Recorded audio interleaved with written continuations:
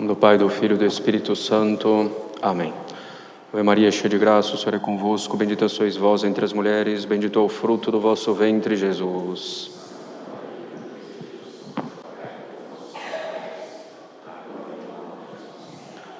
Podem sentar-se. Sois inteiramente formosa, ó Maria, e a mácula do pecado original não está em vós. A Sagrada Escritura nos diz, caros católicos, que ao considerarmos as criaturas, podemos ter uma ideia do que é o Criador. Conhecendo as criaturas, nos é possível conhecer as perfeições divinas.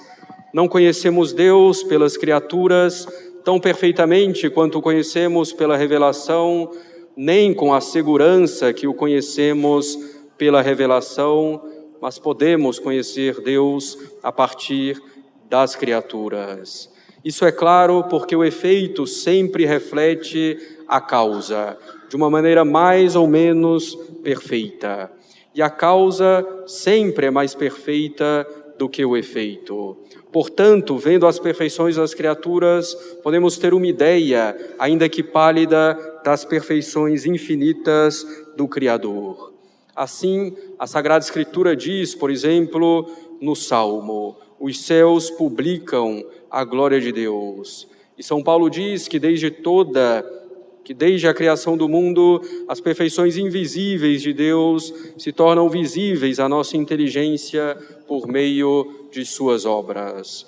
Diariamente na missa se diz nos Sanctos: os céus e a terra estão cheios de vossa glória, isto é, os céus e a terra manifestam a glória de Deus, os atributos divinos, as perfeições divinas. As criaturas, se as compreendemos bem, nos auxiliam a compreender as perfeições divinas. A imensidão do céu, por exemplo, nos faz compreender a imensidão de Deus infinito. A inteligência do homem nos faz compreender que Deus é a inteligência perfeita. Portanto, as criaturas nos ajudam a conhecer melhor Deus para podermos servi-lo também melhor. Na festa da Imaculada Conceição de Nossa Senhora, é colocada diante de nós a obra-prima do Criador, a obra-prima da Santíssima Trindade, que é Maria, Mãe de Deus, concebida sem pecado. Assim, ao considerarmos nossa querida Mãe, veremos claramente as perfeições divinas, pois o Senhor fez nela grandes coisas, maravilhas, como ela mesma diz no Magnificat, quando dá visita a Santa Isabel.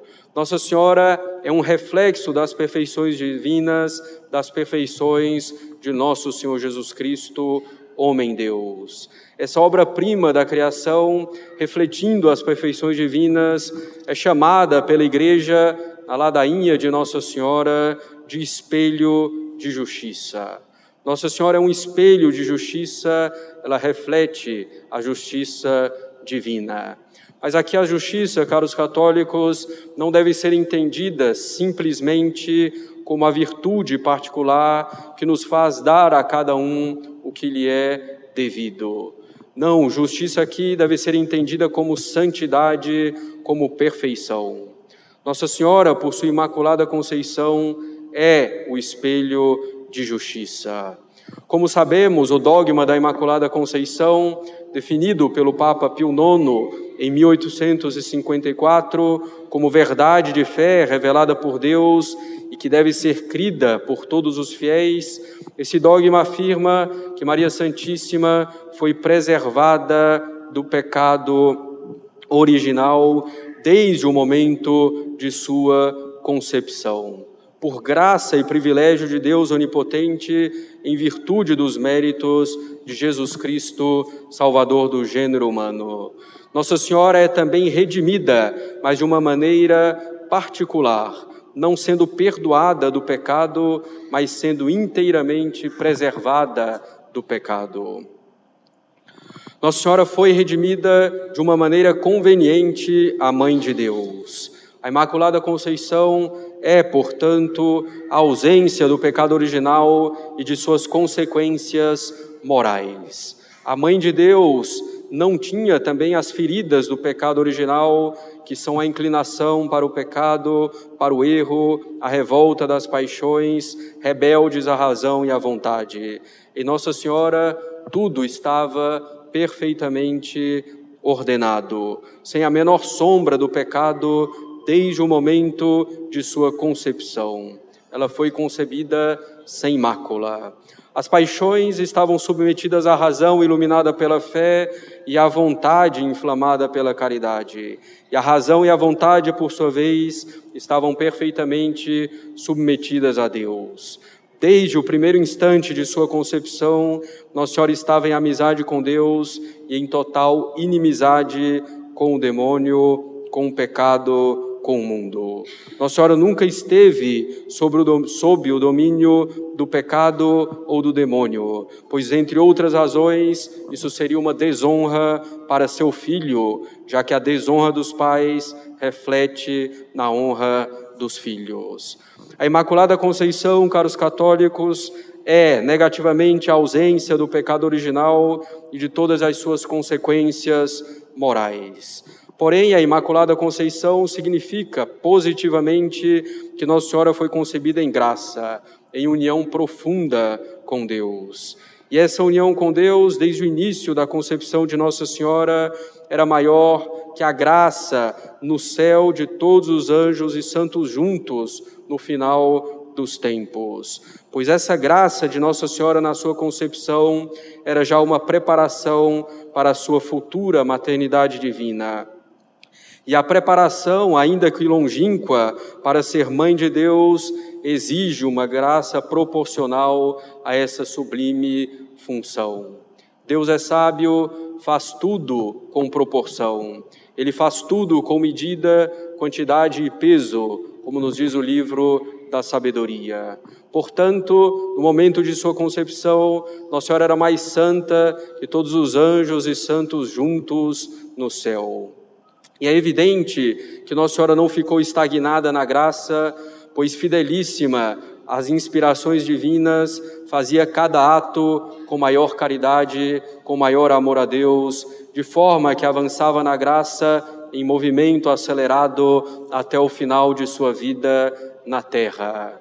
Se já na sua Imaculada Conceição, sua graça era praticamente imensurável, o que dizer do grau de santidade de Maria Santíssima no final de sua vida? Sim, caros católicos, Nossa Senhora sempre foi o espelho de justiça, o espelho da santidade divina, e de forma que cada vez mais perfeita durante toda a sua vida. Para se ter uma ideia dessas graças, os santos dizem que Deus reuniu as águas e as chamou de mar, que reuniu as suas graças e as chamou de Maria. Portanto, Nossa Senhora reflete a santidade divina, isto é, a sua separação total do pecado e a sua bondade. Nossa Senhora é o reflexo da caridade divina a ponto de consentir perfeitamente no sacrifício de seu Filho para nos salvar. Ela quer de modo intenso o nosso bem, que é a nossa salvação, e age incessantemente para tanto.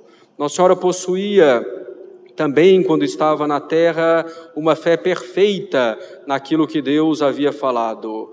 Uma fé fundada perfeitamente na inerrância e na veracidade divinas. Nossa Senhora possuía uma esperança perfeita, fundada na onipotência e na bondade divinas. Ela possuía uma grande pureza de intenção, tendo como fim em todas as suas ações a glória de Deus unicamente. Quer dizer, que Ele fosse mais conhecido, amado e servido.